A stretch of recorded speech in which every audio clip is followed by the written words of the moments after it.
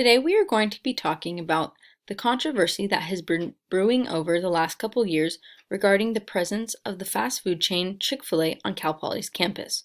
We'll start with Chick-fil-A's history on campus and go into why this relationship has come under fire and the type of action it has resulted in. We will also evaluate the university's response to such action. Chick-fil-A has been on campus since 1994. It can be found in the Avenue Food Center, usually accompanied with a long line as people wait for the next fresh batch to be put out. It is the only location in SLO County, and it doesn't have a full menu, yet it is the only one within 70 miles. Chick-fil-A is a Georgia-based fast food chain that was started in 1946. It can be found in 47 different states. You might recognize their popular slogan, "Eat More Chicken," or that they are infamously known for being closed on Sundays. The business model is rooted in the owner's religious beliefs as a devout Baptist. The controversy that surrounds Chick-fil-A relates to this due to the support of anti-LGBTQ organizations. In 2012, there was a controversy that sparked from the company due to the chief executive officer's public commentary opposing same-sex marriage. This led to boycotts at many locations and kiss-ins. The Chick-fil-A Foundation has given millions of dollars to groups that oppose the rights of individuals who are gay or transgender. Examples of organizations include the Fellowship of Christian Athletes, Paul Anderson Youth Home, and the Salvation Army. A news site released the 2017 tax filings for the Chick-fil-A Foundation. In 2017, it gave $1.8 million to 3 Christian groups. These groups have a history of being anti-LGBTQ. Cal Poly has been working on its diversity and inclusion on campus, yet there's an overwhelming support in removing the chain off campus because they believe the company's values do not align with those of Cal Poly. The Academic Senate is an organization on campus involving faculty in administrative decisions. They have voted in favor of removing the Chick-fil-A restaurant from campus. The university responded with the fact that although we disagree with the political views of a business owner, that does not give the university the license to censor the business and stop it from operating at the university. The Academic Senate thinks that partners that we do business with should be held to the same high diversity and inclusion standards that we hold the campus to.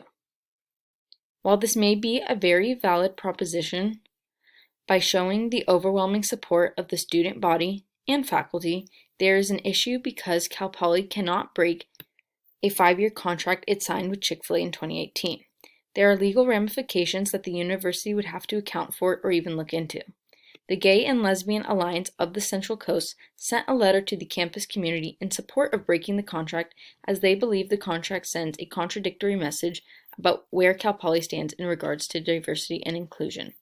With the contract in mind, this leaves President Armstrong as the only person with power to decide what can be done about its presence on campus, regardless of the Academic Senate's clear vote in favor of Chick-fil-A's removal.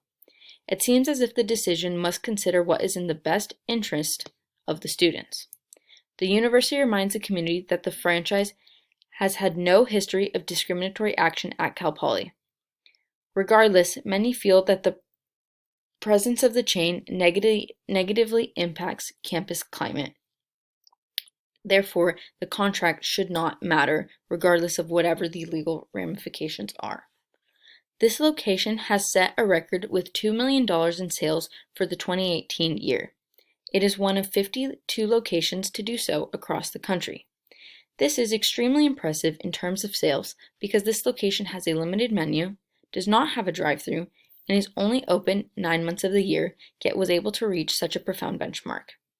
In regards to how the university should proceed, there is a conflict of interest because of how much money this Chick-fil-A location brings in, not only for the company, but also Cal Poly Corporation. Even though Chick-fil-A's values go against Cal Poly's stance on diversity and inclusivity towards the LGBTQ community on campus, it is tempting for the university to keep it on campus for financial benefits. This is where it gets hypocritical because we have been actively trying to improve our inclusivity as a campus, yet the university still supports businesses that go against the rights of our fellow students that make up the student body. There is an argument that your dollar is your vote, therefore, if you do not support Chick-fil-A, you can simply opt out of purchasing food from them. The proponents of its removal counter this argument because there is still so much money going towards Chick-fil-A in support of what the university claims to stand against.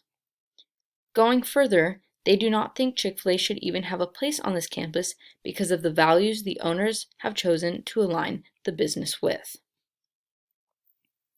Due to the COVID-19 pandemic, the university has had to make some changes to campus dining. They have decided to put more money and resources into other dining spots during the school year, which resulted in the location being temporarily closed. There is money, on the other hand, being put into the Avenue Food Center on campus, as it is actually going under renovation. The university will be bringing in the Habit and Panda Express, yet it is still not clear if they are coming to replace Chick-fil-A. Although many people would like to see Chick-fil-A be removed, Armstrong does have the final decision on what will happen on the fate of Chick-fil-A. If the renovation might be an excuse for Chick-fil-A to actually be getting upgraded in the process. So although it is not clear whether Chick-fil-A is being replaced or upgraded throughout these renovations, the clear support in its removal is very blatant, but it is up to Armstrong.